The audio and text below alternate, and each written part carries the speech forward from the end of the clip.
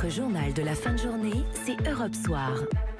Laurent Bazin. Bonsoir Henri Leclerc. Bonsoir. Avocat, président d'honneur de la Ligue des droits de l'homme. Les 28 sont réunis à Bruxelles pour ce que beaucoup appellent un sommet de crise autour de la question de l'accueil des migrants, avec des propositions extrêmement divergentes et la menace d'un veto italien si les propositions ne vont pas dans le sens de ce que souhaite l'Italie. Que vous inspire d'abord ce spectacle de désaccord européen ?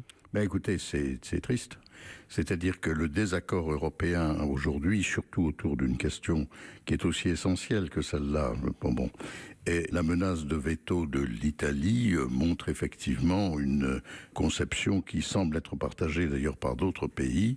C'est une conception d'un nationalisme étroit derrière des barbelés qui est tout le contraire de ce qu'avait été la construction européenne. Et j'espère qu'ils seront tous assez sages pour se mettre d'accord. Quand vous dites nationaliste étroit, est-ce que ça vaut pour la position française d'Emmanuel Macron qui demande notamment des centres fermés en Tunisie pour les uns, sur le territoire français pour les autres ? Écoutez, les centres fermés, d'abord, faire des centres fermés à l'étranger, c'est une curieuse proposition. Il faudrait que les étrangers soient d'accord. Et deuxièmement, vous savez, les camps de concentration, j'aime pas beaucoup ça. Enfermer des gens pour une raison ou pour une autre, de plus en plus nombreux dans des camps, c'est des situations dont on ne peut pas sortir et qui malheureusement risquent de se terminer très mal. Est-ce qu'on a le choix face à un afflux de migrants ? Il y a une réflexion à avoir. D'abord, l'afflux de migrants n'est peut-être pas ce que l'on croit, premier point. Deuxièmement, il faut que nous soyons, me semble-t-il, particulièrement vigilants sur un problème essentiel, c'est le droit d'asile.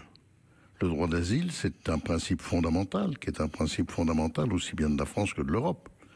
Et ça, le problème, je rappelle que la Déclaration universelle des droits de l'homme dit qu'il faut créer, pour éviter les actes de barbarie, il faut créer un régime de droit qui soit, et qu'on ait l'avènement d'un monde où les hommes seront libérés de la terreur et de la misère. Vous savez, les étrangers qui viennent ne viennent pas par plaisir.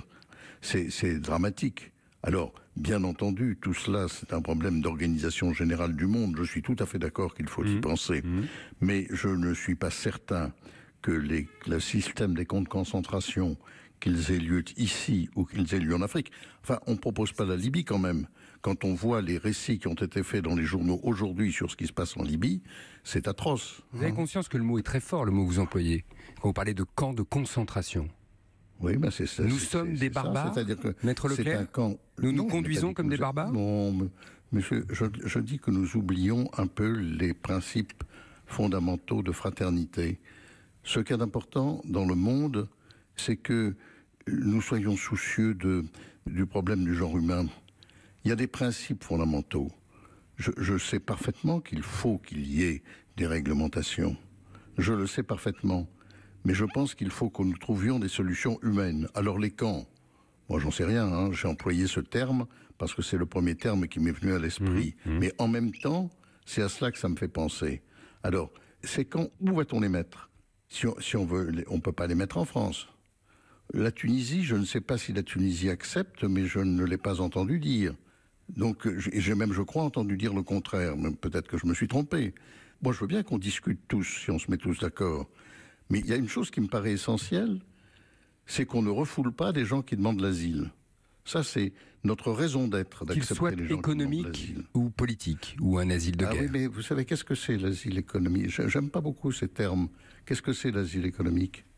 Vous savez bien, le problème, c'est que ce sont des gens qui crèvent. Alors, je dis qu'il faut d'abord poser ce problème de ces gens qui crèvent dans le monde et qui viennent vers nous en tendant la main.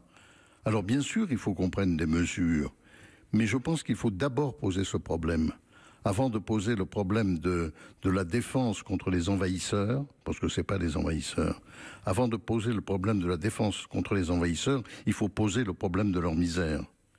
Et ça, nous devrions le faire. Et si nous ne posons pas le problème premier de leur misère et des raisons pour lesquelles ils viennent, et du fait que le monde entier devrait poser ce problème, devrait réfléchir à ces populations misérables, quand il y a d'autres qui le sont moins. Merci Henri Leclerc, avocat, président d'honneur de la Ligue des droits de l'homme. On a compris très clairement de quel côté vous vous placiez. Merci à vous.